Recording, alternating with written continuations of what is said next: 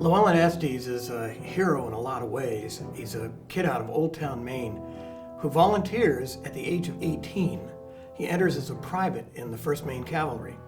Whether he was expecting big things or not, you can't really tell. But what he did have was a tremendous sense of aggression, daring. He was willing to take a risk. And that clearly in the cavalry field, if you're looking for bravado, the George Custer type of thing, Llewellyn Estes had that and then some. Very, very smart, commanded the respect of those who rode with him. But they didn't do much.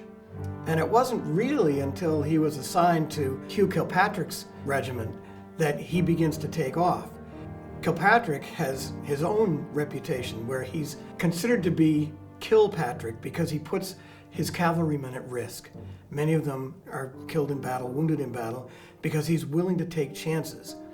And the very thing that had a lot of the generals a little leery about taking Kilpatrick's leadership on were the things that William Tecumseh Sherman valued when deciding that, yeah, that march to the sea was going to work. And he was going to make it work, but what he needed to make it work was brashness. He needed bravado. He needed people who were willing to stick it out there and say, you know what, we're going to do this. Well, Kilpatrick had taken a shine to Llewellyn Estes, and Estes was his adjutant right through that march to the sea.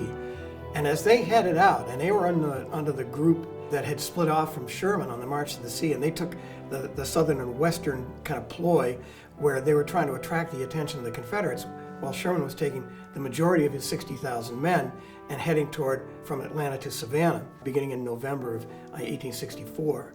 As they're going along, one of the things that was making this whole thing risky, and Sherman had to overcome the resistance of Union command, including Ulysses S. Grant, was they were doing something radical. They were cutting their supply line. They were living off the land. Now, I don't know, you go out with a Cub Scout troop or a Boy Scout troop and you say, well, we'll live off the land for a weekend. But if you're going to take a 250-mile overland trek with 60,000 men and you're living off the land, how do you propose to do that? Well, they were going to be expert foragers. They were going to round up pigs and ducks, chickens, horses, anything that they could use, and anything that they thought the Confederates could use, they were going to destroy or harm in such a way that it would not be an asset to the Confederacy. So they took off. And as they're going along, one of the things they needed was water. So the scouts would find the water, and one of the sources of water that was regularly used was the Flint River, which flowed, it's not a big river, but it flowed between Atlanta and Savannah. And as it went along, it had a couple of bridges along the way. And as Estes came along one day, they were having trouble because the Confederates were trying to burn the bridge that was going to allow the Union force to cross the Flint River and take a more direct line towards Savannah. And they had set up a position on the hillside on the opposite side of the Flint River, overseeing the bridge. And the Union force could not cross. They were being under fire, and the bridge itself was under fire. And Estes, sitting asaddle at the time, was going, well, I've had about enough of this.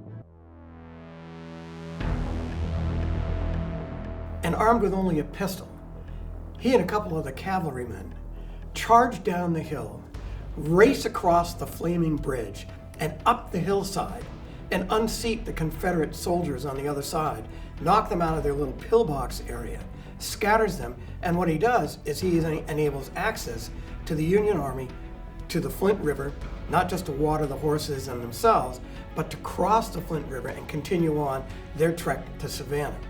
And for that bravery, for that rather, what some would have considered a rash action, nobody ordered him to do it. And as a captain, he didn't need to do it. He could have ordered somebody else to do it. But that's the kind of guy Llewellyn Estes was.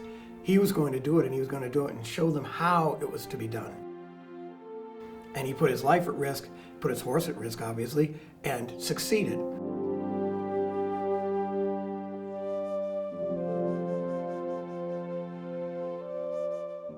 And for that, he was later awarded the Medal of Honor.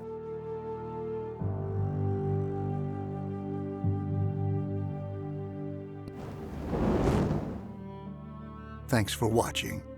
And don't miss a single episode as we delve into the fascinating history of Maine's role in the Civil War. Please like and subscribe now.